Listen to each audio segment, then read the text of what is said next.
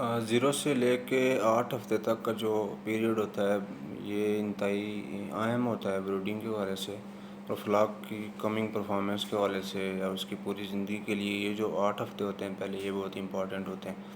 یہ تو newly check جو آپ آتے ہیں آپ اپنے پاس پلیس کرتے ہیں، اس کو جو سپیس مہیا کرتے ہیں۔ اس کے علاوہ بروڈنگ مینجمنٹ میں آپ نے ڈیفرنٹ جو پیرامیٹرز ہیں وہ چیک کرنے ہوتے ہیں، جس میں ہیومیڈیٹی ہو گئی، آپ کی ایئر کوالٹی ہو گئی، آپ کی وینٹیلیشن کس طرح کی ہے، اور آپ نے پھر اس کا جو بلڈ سیمپل ہوتا ہے وہ کلیکٹ کرنے ہوتے ہیں برڈ کے کہ آیا کہ اس کے ٹائٹرس کیسے ہیں۔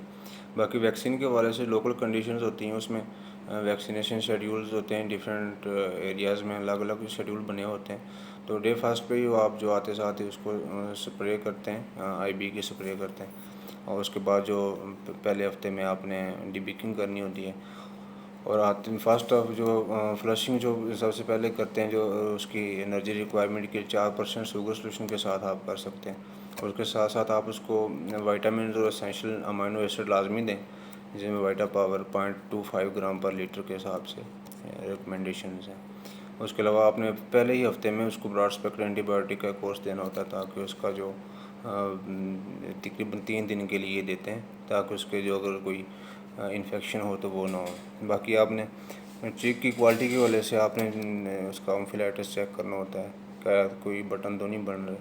اگر آپ کا چیک اچھی کوالٹی کا ہے، اس میں لیمنس نہیں ہے، اس میں کوئی بٹنز نہیں بن رہے، تو وہ آپ اپنے پاس رکھیں، ادروائز اس کے آگے آپ جو چیک پرووائڈنگ کمپنی ہے اس کو آپ رپورٹ کریں۔ باقی جو بیک ٹریمنگ ہے وہ آپ نے کرنی ہوتی ہے برڈ کی پہلے ہفتے کے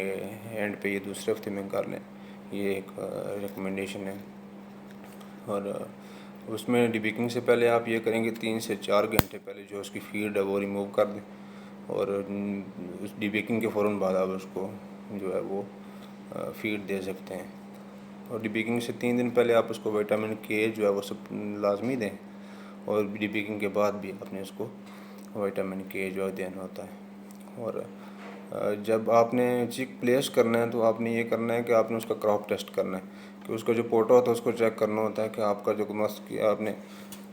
100 چوزا لیا ہے تو اس میں سے 100 میں سے آپ کے جو 80 سے 85 جو پرندے ہیں ان کے پوٹے میں فیڈ ہونی چاہیے۔ باقی جو لیٹر مٹیریل کی جو کنڈیشن اور جو اس کی قسم ہے وہ بہت ضروری ہے۔ وہ لیٹر مٹیریل آپ چیک کریں کہ اس کی کوالٹی کیسے ہوگی، زیادہ گیلا تو نہیں ہو رہا۔ اس کے علاوہ آپ نے جو چیک گارڈ ہیں ان کو پراپرلی مینٹین کرنا ہوتا ہے، اور فیڈ کے حوالے سے جو گیون ریکمنڈیشنز ہیں اس کے حساب سے آپ نے فیڈ اس کی دینی ہوتی ہے۔ اور باقی جو اس کے ساتھ ساتھ جو سارے پیرامیٹر بروڈنگ کے ہیں امپورٹنٹ، وہ ماحول کے حوالے سے آپ نے وہ دیکھنے ہوتے ہیں۔ پانی کی جو سپلائی ہے وہ ضروری ہے کہ وہ پانی تازہ ہو، صاف ہو، اور تمام جو چیزوں ان کو اویلیبل ہو۔ اس کے علاوہ پہلے جو آپ نے 3 ہفتے ہیں اس میں آپ نے ایکسٹرا فیڈرز بھی ڈالنے ہوتے ہیں، تاکہ جو ان چیزوں کو خوراک جو ہے وہ آسانی کے ساتھ حاصل ہوتی رہے۔ مطلب بیبی ڈرنکر آپ استعمال کر سکتے ہیں، تقریباً ایک جو بیبی فیڈر ہوتا ہے، پھر بیبی ڈرنکر ایک جو نپل ہوتی ہے وہ 15 برڈز کے لیے انف ہے، اور جو بیبی فیڈر ہے وہ تقریباً ایک جو فیڈر ہے وہ 70 چوزوں کے لیے آپ نے دینا ہوتا ہے۔ اور اس کے علاوہ ویکسین کے ڈیفرنٹ طریقے ہیں، ڈیفرنٹ شیڈیولز ہوتے ہیں، وہ آپ اپنے جو